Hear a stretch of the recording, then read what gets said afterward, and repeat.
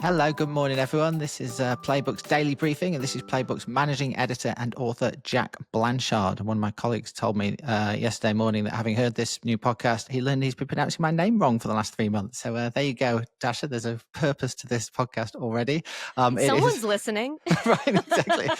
He literally gets paid to listen. So anyway, it is Wednesday, April the 23rd. Good morning. I'm here, as you can hear, with Politico's White House Bureau Chief, Dasha Burns, to talk about everything that is driving the day. How are you, Dasha? I saw you all over my TV yesterday at the White House Daily Briefing. How was that? Oh, eventful as always. You bet. It looked like it. You seem to have most of the questions locked up yourself. I want to briefly run people through what's happening today, and then we can talk about the biggest issues. Scott Bessent, the Treasury Secretary, is making a speech at 10 o'clock this morning in what I believe to be an attempt to calm the markets after the storm of the last few weeks. We've seen quite a lot of that yesterday. We'll get into that in a minute, Dasha, about efforts by the White House to try and calm things down a bit on the economy front. Over in London, my hometown, or my adopted hometown. My friends from Stockport wouldn't like me saying that, but anyway, Marco Rubio. This is your home now. Okay. Yeah, I know. I'm still trying to remember that. Secretary of State Marco Rubio was meant to be in London today for a big Ukraine peace talks. He has pulled out of that, which is significant in itself. But other significant people will be there. Leaders of France and the UK and Ukraine will be there. And there's been lots of news today, lots of news yesterday, I should say, about Donald Trump's attempts to try and broker some sort of peace deal with Vladimir Putin. And Pete Hegseth, who's been in the news all week, he'll be delivering remarks this morning at a US Army War College in Pennsylvania at 9:30, where I suspect he is trying to show that he is getting on with the job and, really like not bothered at all by all exactly nothing to see here.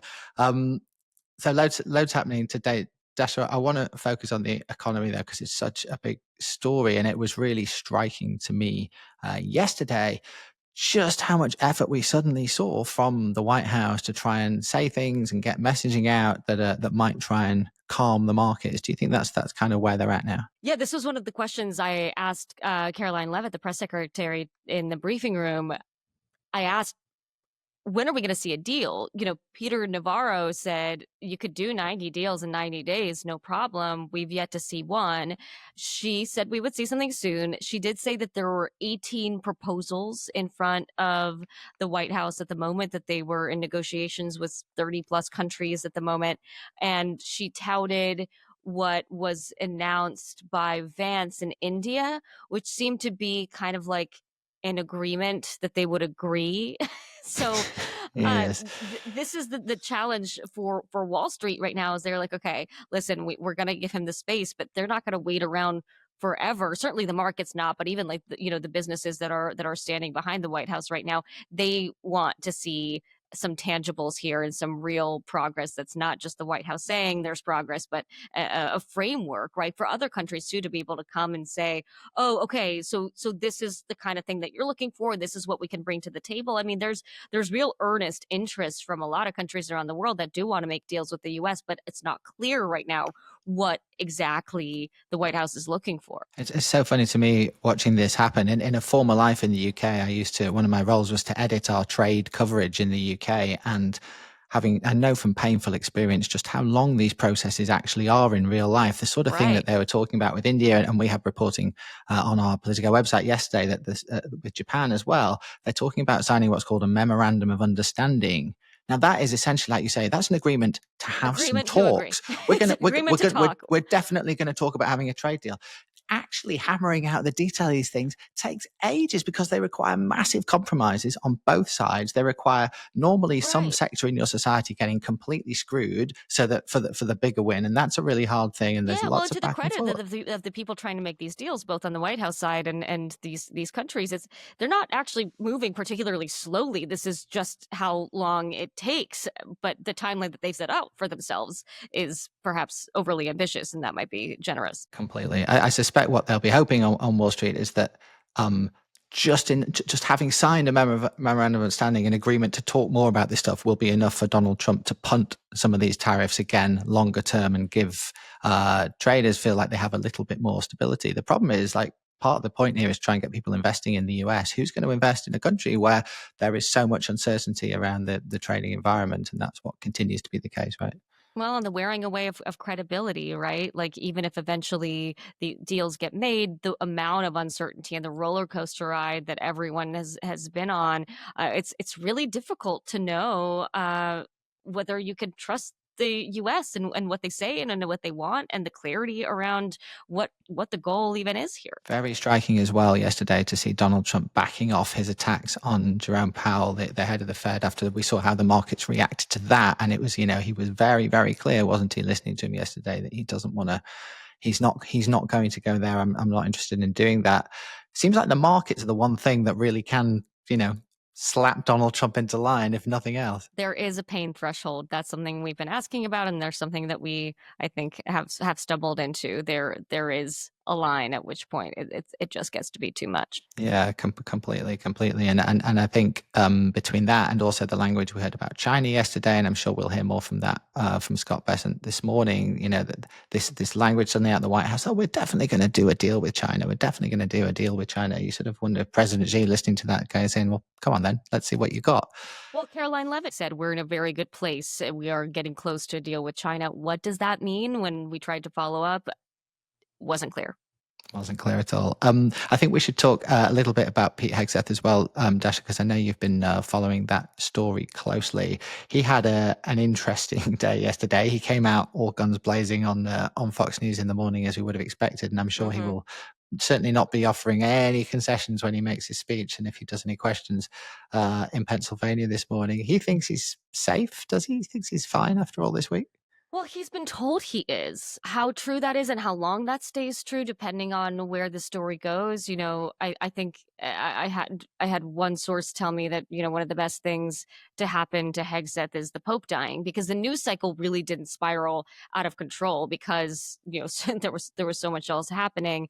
But that's not the only thing that's going to dictate how things go. The line from the White House has been in part from Caroline Levitt, for example, that, hey, the Pentagon, this is the deep state, the establishment out to get this maverick Hegseth. I said to her yesterday in the briefing room, hey, the guys that were fired weren't some, deep state Democrats that were thrust upon Hegseth. They were actually his people. He brought them over and brought them in. There wasn't really an acknowledgement of that. She simply said these were Pentagon employees who were leaking, and that's not something the White House is gonna tolerate. But the fact that there aren't people in some of the highest roles in the DOD right now, and those were folks that he brought in, how that all plays out. I think there are a lot of people who are in support of him in the West Wing, but are thinking, Pete, get your shit together, because we don't want to have to deal with anymore, and we want to be able to stand behind you. Right, and pretty amazing reporting last night on our website about what the sorts of things that have been going down in the Department of Defense since Pete Hegseth got in there, and some of these other officials that he brought with him, some of whom have now departed or changed jobs. Really, like, not the sorts of things you would think would be happening in the Pentagon. Of all the government, US government departments, this is kind of like the most serious one, right? This is the actual US military, and the sort of the language they're using, the sorts of the way they seem to be conducting themselves in meetings. So I'm pretty amazing to hear about.